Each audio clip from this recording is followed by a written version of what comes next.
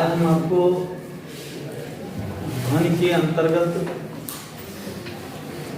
इसके ध्वनि चक्र में विभिन्न टॉपिक को हमने पढ़ाया है।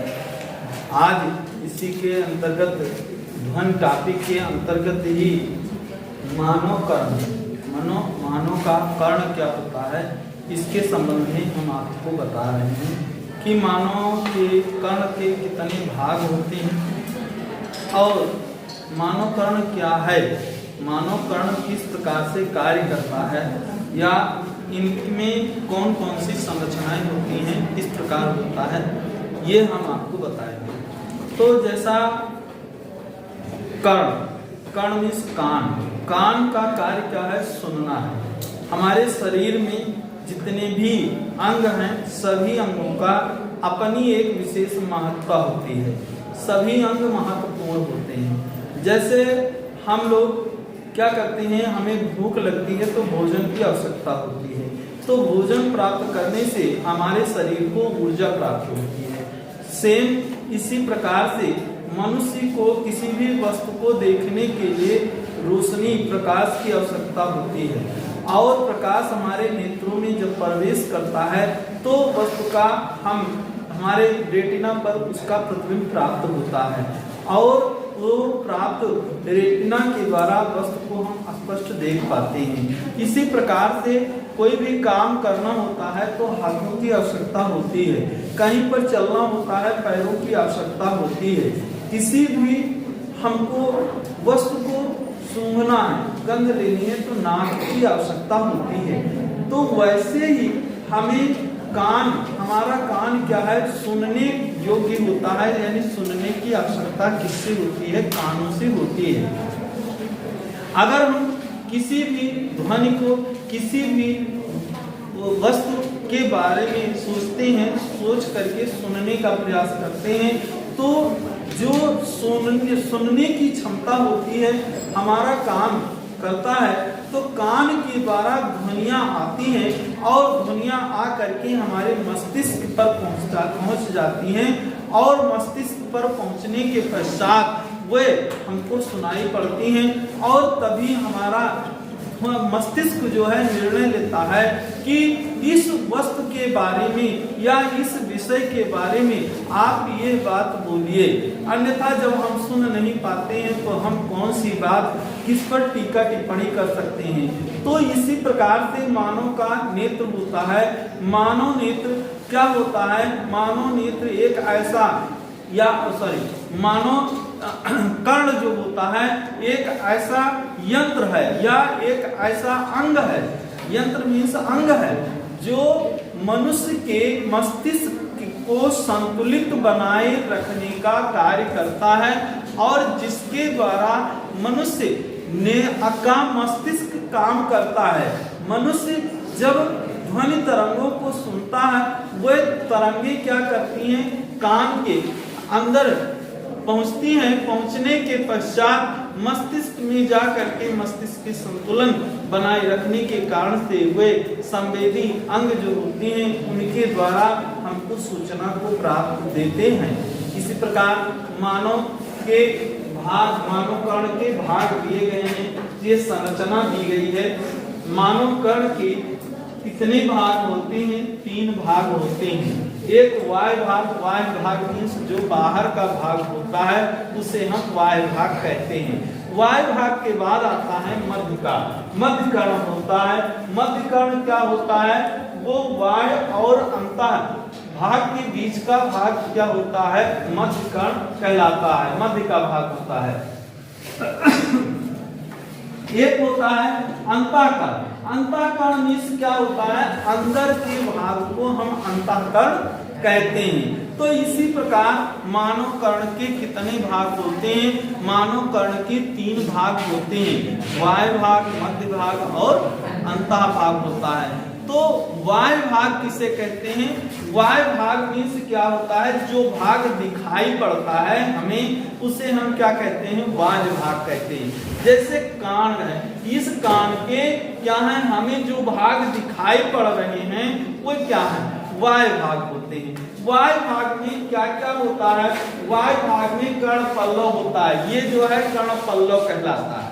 इसको हम क्या कहते हैं? कर्ण पल्लव कहते हैं। इसी प्रकार से यहाँ पर एक भाग ये होता है, इसका नाम क्या है? श्रवण नलिका होती है। यहाँ पर मध्य के भाग होता है, मध्य के भाग को श्रवण नलिका। श्रवण नलिका का कार्य क्या होता है? इसके द्वारा ध्वनि तरंगें क्या होती हैं? मस्तिष्क में पहुंचती हैं। तो इसी नलिका के द्वारा ध्वनि तरंगें हमारे मस्तिष्क में पहुंच जाती हैं। तो इस प्रकार से कहा जा सकता है कि मानव कण के कितने भाग होते हैं? 3 भाग दर्शाए गए हैं, 3 भाग होते हैं, वाय भाग, मध्य भाग और अंतः भाग होता है। तो वाय भाग में जो कर्ण पल्लव होता है, यानी कान के बाहरी भाग को हम क्या कहते हैं? वाय भाग कहते हैं। तो वाय भाग में कर्ण पल्लव होता है और ये जो बाहर से स्थित जो भी ध्वनियां होती हैं उसको एकत्रित करता है। एकत्रित होने के पश्चात ये क्या करता है? हमारे मस्तिष्क में पहुंचाता है। इसी भाग का नाम होता है, क्या कहते हैं इसको? श्रवण। एक होती है श्रवण नलिका, यही है श्रवण नलिका होती है। इसी प्रकार से एक होता है, ये जब श्रवण नलिका, जैसे आपने देखा है कि जब किसी भी वस्तु को बाहर से अंदर की ओर प्रवेश कराया जाता है तो प्रवेश कराने पर वो एक स्थान पर जाकर के टकरा जाती है। टक्कर के पश्चात जैसे हमने क्रिया प्रतिक्रिया बताया है कि जाने के पश्चात यानी वस्तु पर मारा जाता है। मारने के पश्चात जितनी तेजी से वस्तु को हम एक वस्तु को दूसरी वस्तु पर मारते हैं उतने ही वेग से दूसरी वस्तु उस पहली वस्तु को दूसरी तरफ प्रक्षेप यानी धकेलती है। तो इससे क्या होता है? क्रिया प्रतिक्रिया होती है। इसी प्रकार से यहाँ से जब ध्वनियां चलती हैं, चलने के पश्चात यहाँ पर स्थित एक पर्दा होता है, उस पर्दे पर जाकर के ध्वनियां टकराती हैं। टक्कर के पश्चात वह ध्वनियां दबाव डालती हैं पर्दे पर और वह दबाव के कारण से उसके अंदर मस्तिष्क पर जाकर के प्रभावित करती हैं। इसके पश्चात एक होता है मध्य का भाग होता है, मध्य कर्ण कहते हैं। मध्य कर्ण क्या होता है? मध्य कर्ण में 3 हड्डियां होती हैं। एक होती है मुद्रक हड्डी, ये क्या है? मुद्रक हड्डी होती है, एक निहाई, एक वलय होती है। तो ये 3 प्रकार की हड्डियां होती हैं। तीनों प्रकार की हड्डियों का एक अपना कार्य होता है। इसी प्रकार से अंतः भाग होता है। मानव कर्ण के अंतः भाग भी होते हैं। अंतः भाग में जिसे हम अंतः भाग को कला गहन कहा जाता है। मानव कर्ण के अंतः भाग को क्या कहते हैं? कला गहन कहा जाता है। कला गहन जो होता है ये अंदर स्थित होने वाले परिवर्तनों के बारे में बताता है। यानी जब यहाँ से जब ध्वनियां प्रवेश करती हैं तो प्रवेश करने के पश्चात ये दबाव डालती हैं। इसके द्वारा ध्वनि क्या करती है? वो हमारे मस्तिष्क में पहुंच करके वो बताती हैं कि ये फला वस्तु के बारे में ऐसा बोला जाए। तो इसलिए ये क्या होती है? दबाव डालती हैं। ये कहाँ पर स्थित होती हैं? अंतः भाग में स्थित होती हैं। तो कर्ण के कितने भाग होते हैं? 3 भाग, मध्य कर्ण, वाय कर्ण, मध्य कर्ण, अंतः कर्ण।